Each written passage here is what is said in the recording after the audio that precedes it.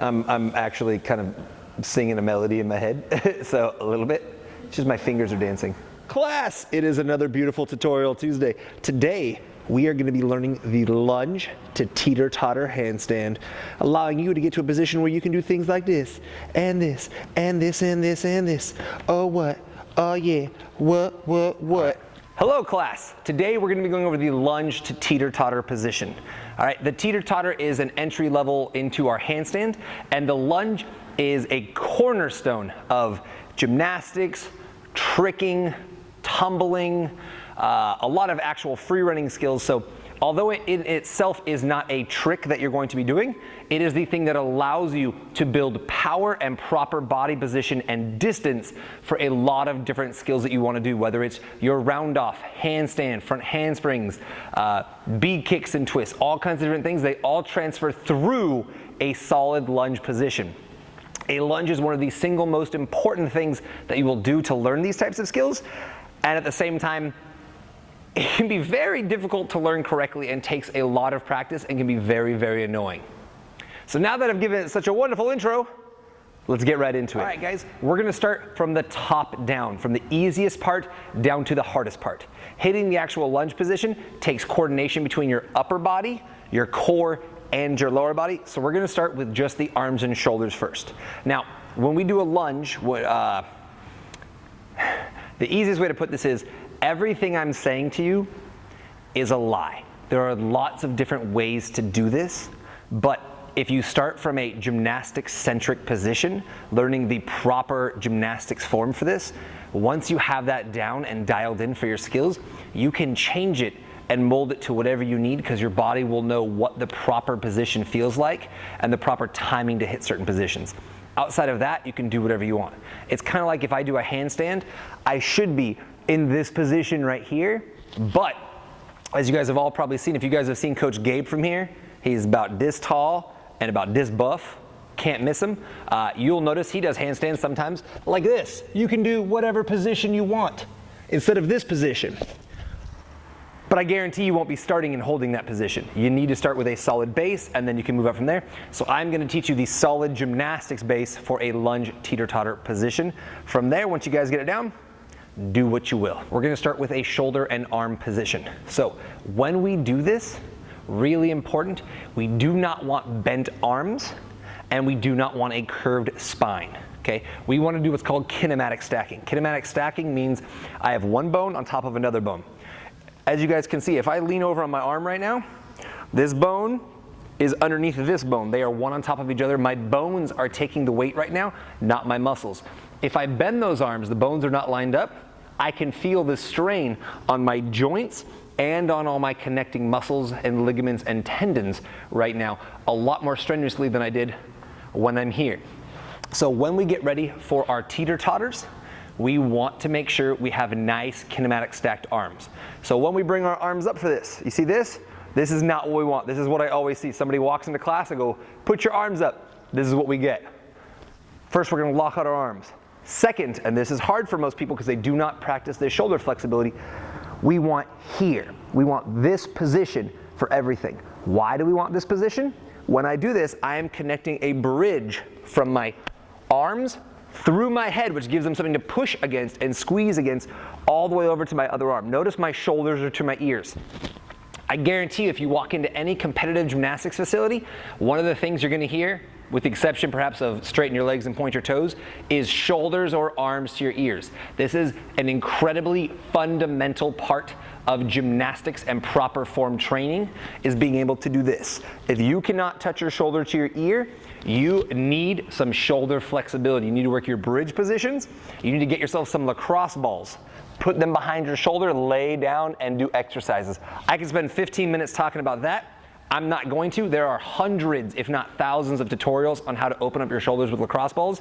They cost $2 at any sporting goods store. Go get yourself one. No athlete should be without a set of lacrosse balls, or better yet, double lacrosse balls. So we're gonna practice creating that bridge right here. A really good way to do this, okay? You can start by locking your hands together in the beginning to make it a little easier. Eventually though, we wanna be doing it without this. You'll notice when I turn sideways, again, my back is tight, my arms are up, I don't wanna see this, okay? None of this stuff. Push those shoulders up.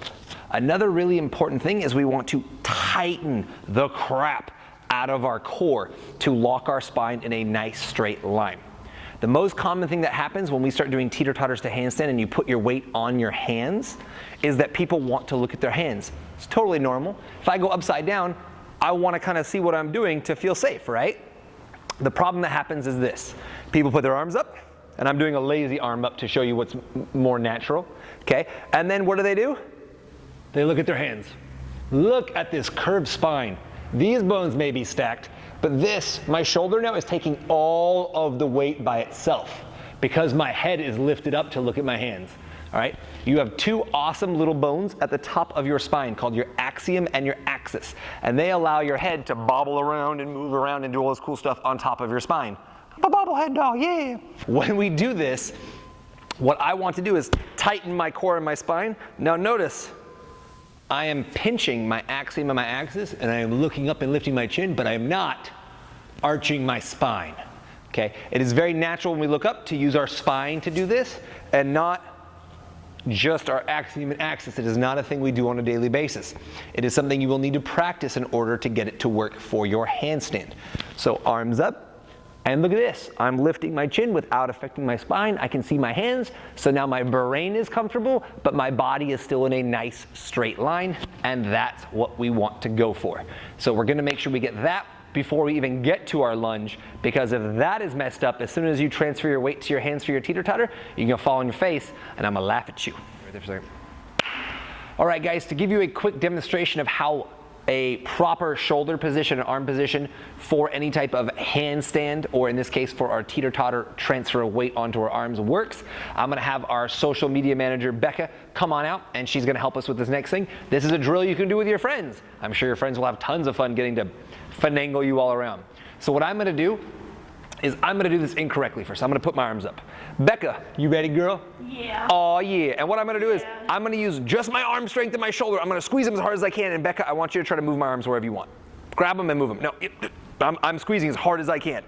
I am a 200-pound man that is fairly strong, and I'm having a lot of trouble. Okay, this is because my arm is working completely independently of the rest of my muscle groups. It's not really using anything more than my shoulder. I'm not getting my lats, my chest, my obliques, my abs, any of this stuff. Now, I'm going to lock it into position. Becca, move me.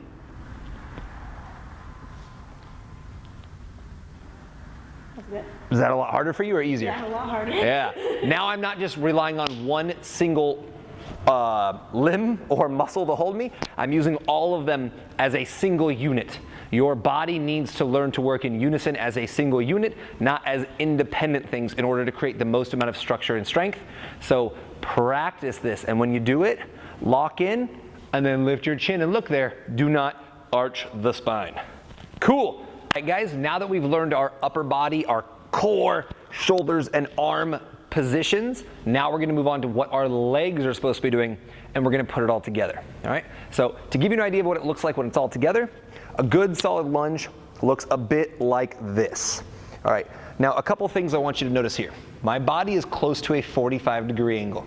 Won't always be exactly that, but you'll notice a straight line from my toe all the way up through my leg, through my core, shoulder, and extending out through my arm. When I'm in a handstand, I want a nice straight line through my body from hand to foot, so we're starting with that. Now, another couple things that you're gonna realize here. You will notice, if you look, when I hit this nice straight body position all the way over, if I'm lined up properly, my shoulder is over my knee, is over the middle of my foot, okay? And my weight is transferred on my front foot between my toes and my heel, all right? When I do this, if I shorten this lunge, is incredibly important. In gymnastics, distance equals power. If you guys go online and just watch some tumblers, they're not gonna be taking little steps and little reaches. Sometimes we do that in tricking in order to generate a bunch of twist and torque for different skills we're doing. But for right now, we're gonna start with a good, solid gymnastics-based lunge, and from there we'll make modifications for different skills like we talked about before. So when I do this, if I take a small lunge and I lean forward for my 45, you'll notice my heel is lifting off the ground right here. All my weight is on my toes, and I feel it load up just above my patella right here on my quad. That's no good. If my lunge is too big, like this, my knee is behind My ankle, I cannot reach forward to place my hands on the ground to do anything, and I have too much weight on my back leg. I can't transfer forward. So it will take you some practice in order to be able to hit a good lunge position. What I highly recommend is doing this next to a mirror. When you have a mirror, I can get here, I can lean for my 45, I can look at myself. I'm gonna pretend you guys are my mirror. Hello, mirrors. I look at you and I go, oh, okay, I'm pretty close to a 45. Looks like my shoulder's over my knee is over the middle of my foot. I'm doing pretty well, okay? Arms up to my ears, head in between my arms, and here I go. Now, from this position, we want to transfer our weight forward onto our front leg completely. What we call, pretty much would be our posting leg, but usually posting means it's locked out. In this case, we're not locked out, but this is the weight we're gonna put all of our, or this is the leg we're gonna put all of our weight onto. Now you guys all know what a teeter totter is, right? Seat on either side of a big piece of wood, little balancing point in the middle. People go wee, up and down.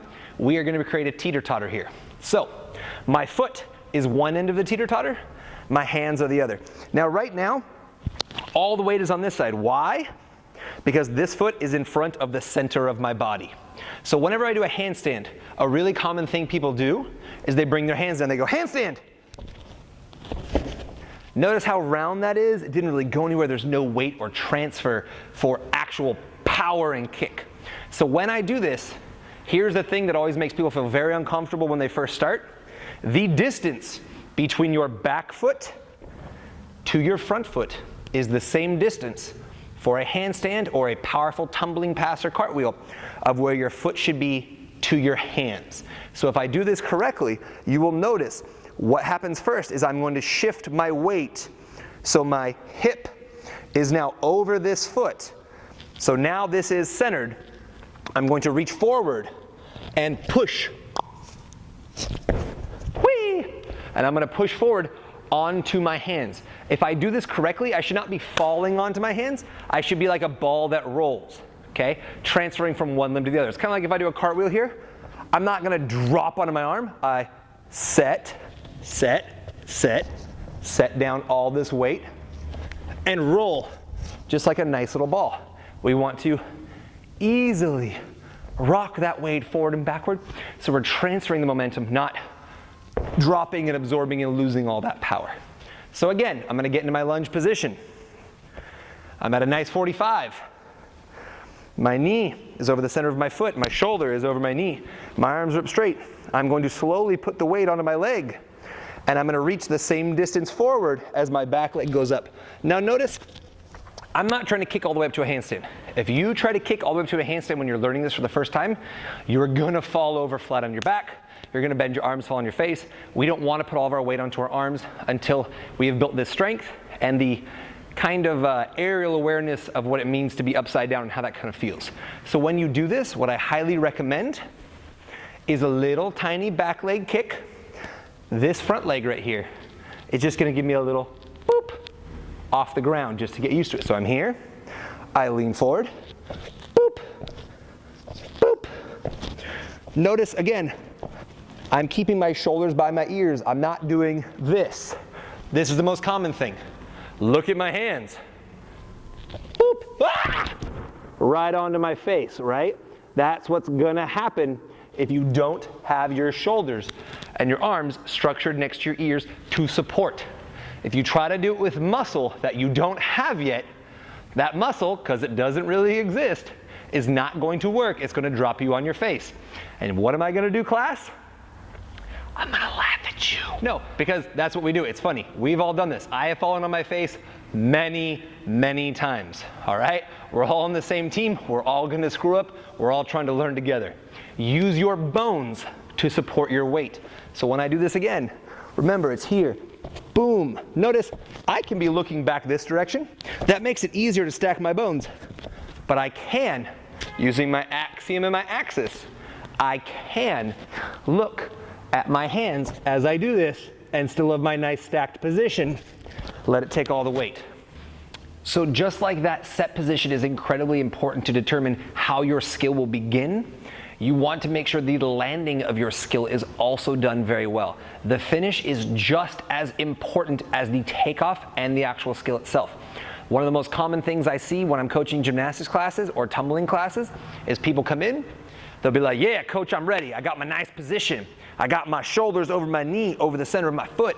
I got my nice long thing here. I'm gonna transfer my hip weight forward. I'm gonna do a beautiful lunge to Teeter Totter. So beautiful. And then what do? They go, good job, right, coach? No, it's crap. Why is crap? Because no strong finish. When we do this, what I wanna see from you is, here's my starting position. Boom. Boom, there's my handstand, right? Here we go. And when I come back down, boom, a solid finish. This is going to train your body to finish strong. The last thing you want to do when you learn a new skill is to teach yourself how to finish it like crap, okay? This is what is going to give you the most solid, strong base. Start strong, do your skill strong, finish strong, finish. All right, now that I've gotten really serious, I should probably do something goofy. We went over a bunch of different things for the lunge position: proper body alignment, shoulders to your ears, tightening your core, the distance of our lunge, how to use a mirror to protect ourselves and tell if we're doing it correctly, the distance of our hands and feet. There are a lot of intricate small things that, if one is done incorrectly, causes the whole thing to fall apart. It takes time and persistence to get a very good lunge to allow you to do a lot of these more advanced skills. The last thing I want to show you, because we've been doing all of our lunges from a stationary standing position, is I want to show you a little bit of what it looks like when you actually use this in a power skill. So I'm going to do something really simple. I'm just going to run across the floor with a lot of power, do a big hurdle, and lunge into like a round-off back tuck or something. That way we're gonna slow it down so you guys can see the body position and how these mechanics allow you to transfer weight when you have a lot of power and force behind it. That finishes up today's lesson on lunge to Teeter Totter. I know there's a lot of intricate things that we went over for body position, alignment, kinematic stacking. It can be a little crazy. Where am I going? There I am. Oh, hello, friends. So make sure you like, comment, subscribe, share, all that fun stuff. Leave me your questions in the comments down below. I'll do my best to help you guys out. It has been another beautiful Tutorial Tuesday. I'm looking forward to seeing all y'all next week. Bye-bye.